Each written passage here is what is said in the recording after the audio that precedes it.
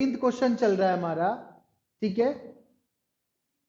Asha sold goods worth 19,000 to Nisha, तो Nisha account debit to sale 19,000 और निशा अपने यहां करेगी purchase account debit to Asha 19,000। Narration में आपको पता है लिखनी है, फॉर्मेट आपको बनाना है। नरेशन यहां पर आएगी सोल्ड गुड्स टू निशा और यहां पर आएगी purchase goods from Asha. Format और नरेशन दोनों ध्यान से। इसके बाद बोला 4,000 वर पेड बाय निशा इमीडिएटली, 4,000 रुपए तभी के तभी पेड कर दिए। तो जो 4,000 रुपए पेड करे उनके लिए एंट्री।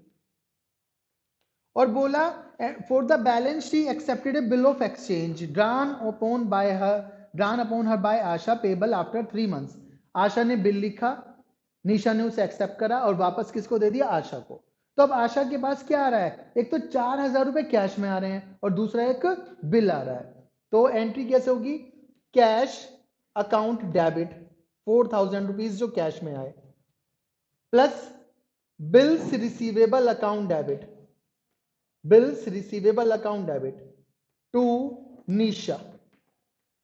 अब हिसाब लगाइए, निशा से आने थे 19,000, 19,000 में 4,000 कैश आ गया तो बैलेंस का बिल आ गया। बैलेंस कितना बचा? 15,000। ठीक है, नरेशन क्या हो जाएगी? Cash and B R received from Nisha. Okay, आप अमाउंट भी लिख सकते हैं नरेशन में, नो प्रॉब्लम। निशा क्या करेगी? आशा के पास कैश भेजेगी, Asha's account debit to cash account, और जो बिल एक्सेप्ट किया है वो दे देगी टू बिल्स पेबल अकाउंट। 19,000 पे करने थे जिसमें कि 4,000 रुपीज कैश में दे दिए, तो 15,000 का क्या आ जाएगा? बिल एक्सेप्ट हो जाएगा। दो एंट्री हुई हैं, केवल यही एंट्रीज बार बार हर क्वेश्चन में आपकी रिपीट हो रही हैं, ये सेम है। ठीक है, अब न्यू क्या बोला है? सेल हो गई, बिल चला गया, थोड़ा सा कैश चला गया। आगे बोलते हैं Asha discounted the bill immediately with her bank. Asha ने एकदम से उस बिल को अपने बैंक से डिस्काउंट करा लिया eight 10% per annum. Immediately, immediately. तो 2 मार्च को ही आशा बैंक के पास पहुंची और बैंक से अपना बिल डिस्काउंट करा लिया। बैंक पैसे दे देगा आशा को, क्या आएगा? Bank account debit. डिस्काउंट कराते वक्त बैंक ने क्या डिडक्ट किए? डिस्काउंट चार्जेस, तो डिस्काउंट चार्जेस अकाउंट डेबिट। और आशा के पास से क्या चला जाएगा? बिल चला जाएगा। किसको चला जाएगा? बैंक को, to bills receivable account. Narration आ जाएगी bill discounted from bank. Narration क्या आ जाएगी? Bill discounted from bank. Bill कितने का था? 15,000 का। कितने का था बिल? 15,000 का। एम आई राइट? 15,000 से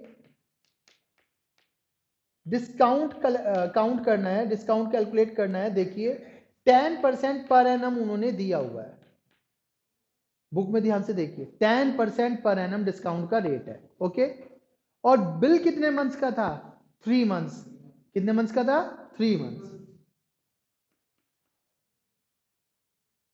डिस्काउंट कैलकुलेट कर लीजिए, कितना हो गया?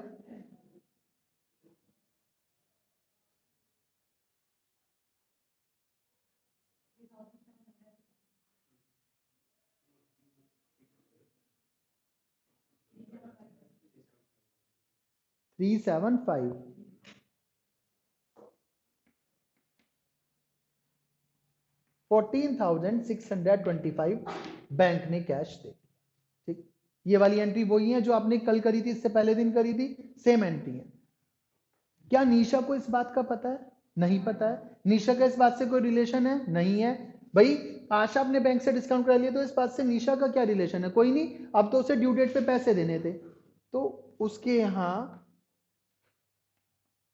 कोई भी एंट्री नहीं होगी डिस्काउंट की।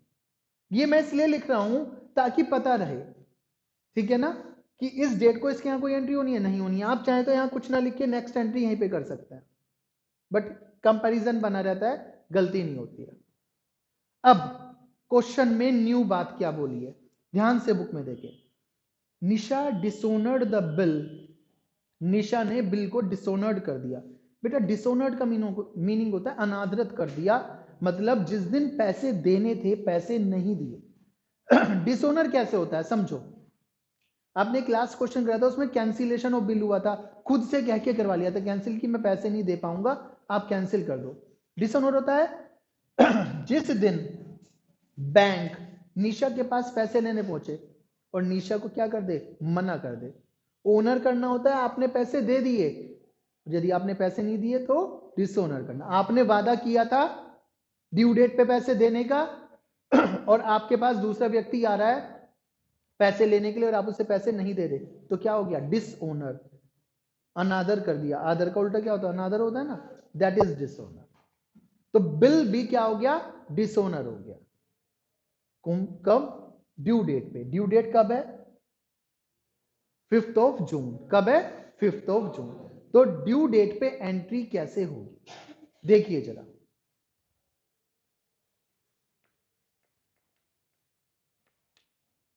जब डिसऑनर हुआ तो उन्होंने बोला bank paid 30 as noting charges, bank ने 30 रुपीज नोटिंग चार्जेस के पेड करे। अब इसे समझिए, बिल था, बिल को डिसऑनर कर दिया निशा ने।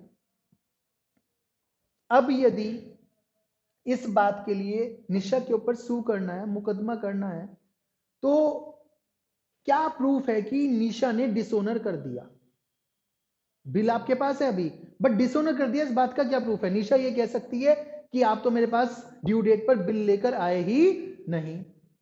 तो इस बात को प्रूव करने के लिए हम उस बिल को नोटरी पब्लिक के पास ले जाते हैं। तहसील में होते हैं बहुत सारे नोटरी पब्लिक, और नोटरी पब्लिक के पास उस बिल को रजिस्टर करा लेते हैं। स्टैम्प पेपर के थ्रू वो रजिस्ट्रेशन कर देता है, जो भी उनका प्रोसीजर होता है। और वो जब रजिस्टर करता है तो इस बात को लिख देता है वहां पे कि आशा या बैंक जिसके पास भी बिल था वो निशा के पास गया, उसने पैसे नहीं दिए।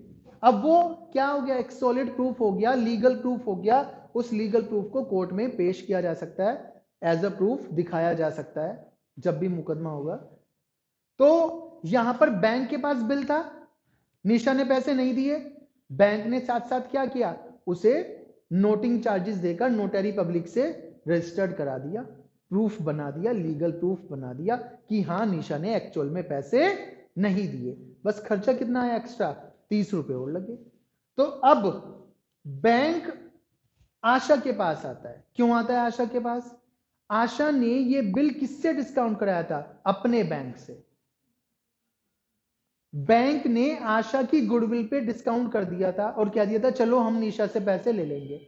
अब यदि निशा पैसे नहीं दे रही तो बैंक किससे मांगेगा अपने पैसे, आशा से। यहां पे निशा जो है, निशा की प्राइमरी लायबिलिटी है। प्राइमरी लायबिलिटी का मतलब पहली लायबिलिटी तो निशा की है, निशा को पैसे देने चाहिए थे, निशा बैंक को पैसे पे करती, बट निशा ने नहीं पे करे तो सेकेंडरी लायबिलिटी किसकी हो जाएगी, आशा की। अब आशा को तो पैसे देने ही पड़ेंगे, आशा का बैंक अकाउंट, आशा का बैंक उससे पैसे मांगने आ रहा है, जिस बैंक में उसका अकाउंट है उसे तो पैसे देने ही पड़ेंगे, और उस बैंक से उसने डिस्काउंट कराया था।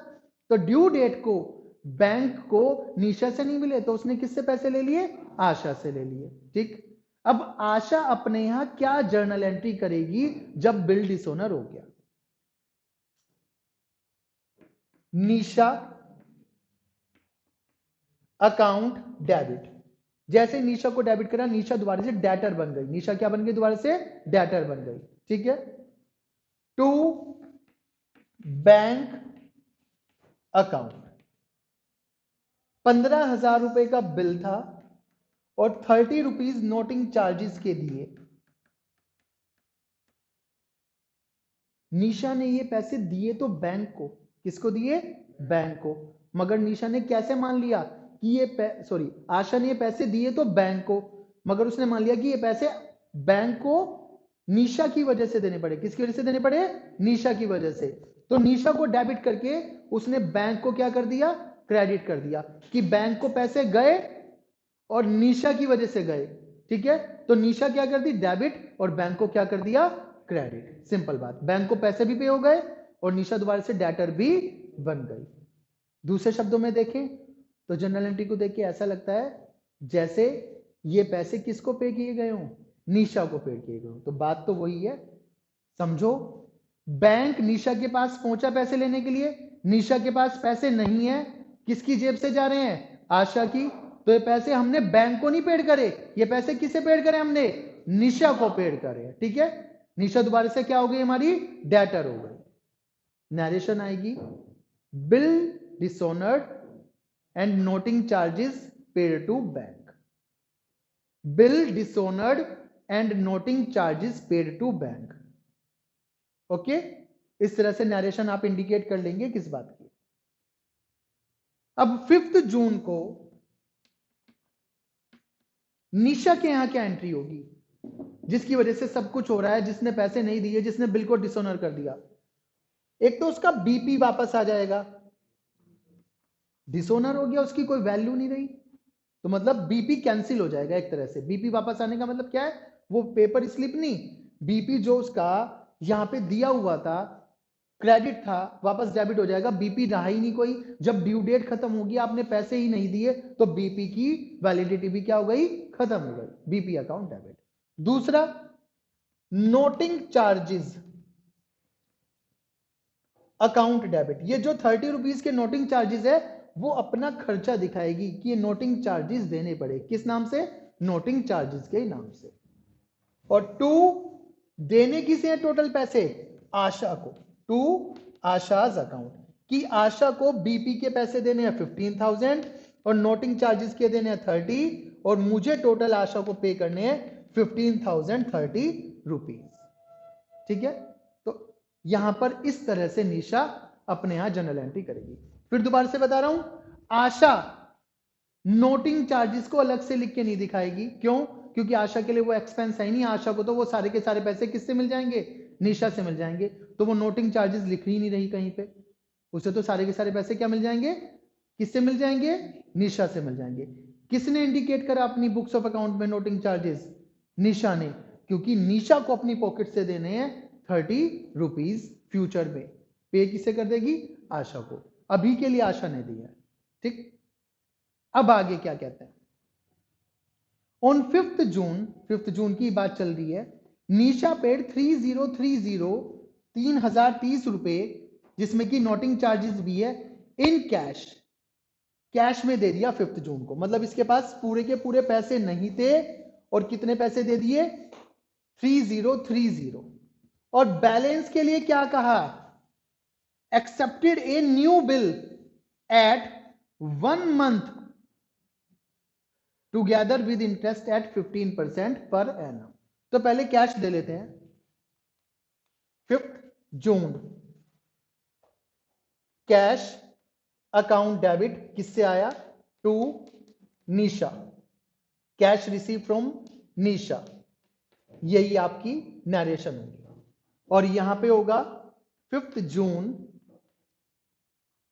आशा debit to cash, cash paid to Asha 3030 rupees. ठीक है, यही नरेशन होगी आपकी। अब 15,030 लेने हैं, 15,030 लेने हैं, उसमें से उसने कितने कैश दे दिया, 3,030 दे दिया। अब भी कितने पैसे लेने रह गए हैं, कितने पैसे बैलेंस बच गया है, 12,000। कितना बच गया, 12,000। 12,000 के लिए फिर दोबारा से पढ़ लो, accepted a new bill, new bill accept करने के लिए तैयार है, और किसके साथ, इंटरेस्ट के साथ, किसके साथ, इंटरेस्ट के साथ। अब जो इंटरेस्ट मिलेगा वो आशा के लिए इनकम होगा या एक्सपेंस होगा, इनकम, क्या होगा, इनकम। आइए उसको ड्यू कर देते हैं 5 जून को ही। Nisha account debit to interest account, interest due on new bill, interest due on new bill, narration. 12,000 आपने बोला बैलेंस है, 12,000 पे 15% पर एनम का इंटरेस्ट है, और न्यू बिल कितने मंथ्स का है, कितने मंथ्स डिले कर रहे हैं पेमेंट, 1 मंथ। बताइए कितना हो गया? 150 रुपीज। इसके लिए वो 150 रुपए क्या हो जाएंगे? 150 एक्सपेंस। तो ये क्या करेगी? इंटरेस्ट। एक्सपेंस को क्या करते हैं? डेबिट करते हैं। इंटरेस्ट अकाउंट डेबिट, और किसे देना है वो? To Asha. 150। New bill accept हो गया, न्यू बिल दे दो। इसके यहां नरेशन हो जाएगी, fresh bill accepted, bills receivable account debit to Nisha. Amount का ध्यान रखना है, 12,150। 12,150 कैसे आया? 12,000 तो ये बचे हुए थे और 150 इंटरेस्ट के, तो टोटल कितना हो गया? 12,150। और इसके पास से बिल चला जाएगा, ये क्या करेगी? Asha debit to bills payable account. ठीक है, फ्रेश बिल की एंट्री करेंगे। उसे रिसीव्ड हो गया और इसने एक्सेप्ट कर दिया। इसके बाद कुछ नहीं बोला, पैसे ड्यू डेट पे देने हैं नहीं देने हैं। देने होते तो एक एंट्री और हो जाती, ड्यू डेट एक मंथ बाद की, 8 जुलाई को कैश आ जाता। ठीक है, और 8 जुलाई को यहां से कैश चला जाता। ठीक है।